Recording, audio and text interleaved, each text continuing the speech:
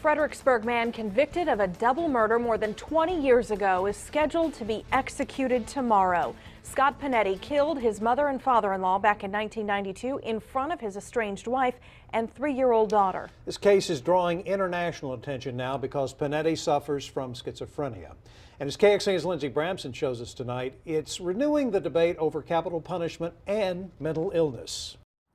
This is the street Scott Panetti and his wife and daughter lived on more than 20 years ago. The family no longer lives here, and most neighbors tell me they moved in after the murders took place. It was a crime that shocked the Fredericksburg community 22 years ago. On September 8, 1992, Scott Panetti murdered his mother and father-in-law, landing him on Texas death row. But some say executing him is the wrong thing to do. This is clearly a very seriously ill man, and we need to stop criminalizing mental illnesses and make sure that people are getting the treatment that they need. Panetti suffers from schizophrenia and was diagnosed years before the murders. Karen Reynes with the National Alliance on Mental Illness says executing him sends the wrong message. And the message that we're sending is a very negative message. It's a message that says we still do not understand and appreciate the fact that mental illnesses are serious medical illnesses. The state has maintained the fact Panetti isn't so mentally ill that he didn't know what he was doing.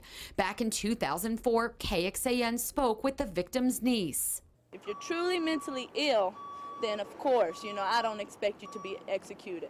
But he's led a normal life most of his life. And we reached out to family members who are asking for their privacy during this time. We also reached out to the governor's office about the scheduled execution, and so far we have not received a comment back from them. Reporting in Fredericksburg, Lindsey Bramson, KXAN News. Governor Perry has received several pleas to stop the Panetti execution.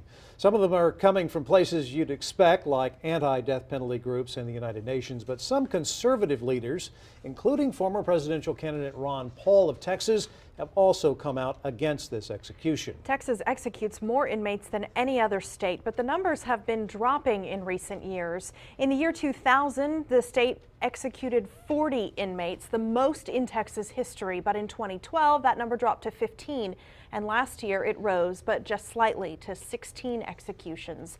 Most of the inmates on Texas death row come from Harris County. That's the area around Houston.